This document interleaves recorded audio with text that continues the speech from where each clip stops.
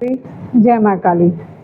तो वो बच्चों का आंसर दे दे के मैं थक जाती हूँ कि बच्चे बोल रहे हैं कि है ना माता रानी का भजन कैसे करें। माता रानी का भजन कैसे करें? जैसे आप नॉर्मली करते हो वैसे करो, जितना हो पाता है, जितना बन पाता है उतना करो। जरूरी नहीं है। माँ हमें कभी नहीं कहती।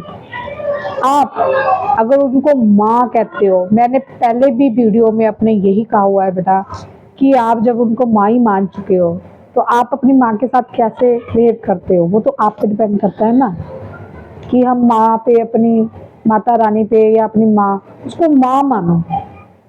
माँ के साथ हमारी लड़ाई भी होती है, झगड़ा भी होता है और माँ गुस्सा भी हो जाती है, फिर माँ मान भी जाती है। अपने बच्चों को तो माँ कभी भी दुखी नहीं देखती बेटा। और भजन मन नहीं लगता है ना, आपका मन नहीं लगता लेकिन आप मन लगा रहे हो, ऐसा हो ही नहीं सकता कि मन ना लगे। अगर नहीं मन लगता तो आप माता रानी के पास बैठते ही क्यों? हम माता रानी का नाम ही क्यों लेते? जिसका मन लगता है ना, जिसको माँ चुनती है, वो अपने आप ही खींचा चला जाता है माँ के पास बेटा, है ना। जिसी इंसान का भी मन लगता है तो उसको माँ बुलाती है तभी वो जाता है ना। मन नहीं लगता तो ये तो जब आप पे मन तब नहीं लगता हमारा जब हम किसी उलझन में फंसे होते हैं, हमारे मन में बहुत विचार चल रहे होते हैं, हमारे मन में बहुत कठिनाइयाँ होती हैं और हम सामना नहीं कर पाते, तो हमारे मन में यही विचार आते हैं कि मेरा मन नहीं लग रहा है पूजा में, पाठ में, या मैं कुछ कर नहीं पा रहा हूँ, या मैं कुछ कर नहीं पा रही हूँ। माता रानी का भजन कीर्तन कैसे करें? सिंपल है, माता रानी का जैसे भी करोगे वो माँ है, वो आपको बहुत प्यार करती है और आप भी उनको माँ समझ के प्यार करो। माता रानी की सेवा देखो जी, जैसे हम अपनी माँ की सेवा करते हैं ना, माँ के पैर दबाते हैं, माता रानी की अच्छे अच्छे वस्त्र लेके आते हैं, अपनी माँ को खूब अच्छे से सजाते हैं। माँ के लिए वो भाव लेके आओ जो हम एक इंसान के लिए, अपनी माँ के लिए करते हैं। मुझे नहीं पता कि आप कैसे क्या सभी, लेकिन बच्चे सभी अपनी माँ को बहुत प्यार करते हैं। माँ से बिना बच्चे का कोई अस्तित्व नहीं होता बेटा।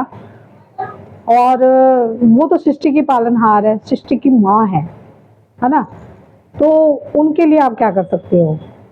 उनके लिए क्या करना है, एक श्रद्धा और एक भाव ही दिखाना है कि सच्ची श्रद्धा होगी, आपकी निष्ठा होगी, निष्भाव होंगे तो माता रानी आपको हमेशा आपका साथ देगी, हमेशा आपकी हर मुश्किल को आसान करेगी और आपको हमेशा यही सिखाती रहेगी कि जो इंसान भक्ति करता है ना, उसके मन में ऐसे विचार होने ही नहीं चाहिए कि मेरा मन नहीं लगता। मन उस इंसान का नहीं लगता जो उनकी सेवा ही नहीं करता बेटा, और मन उस इंसान का लगता है कि जो माँ के साथ होता है। जैसे कि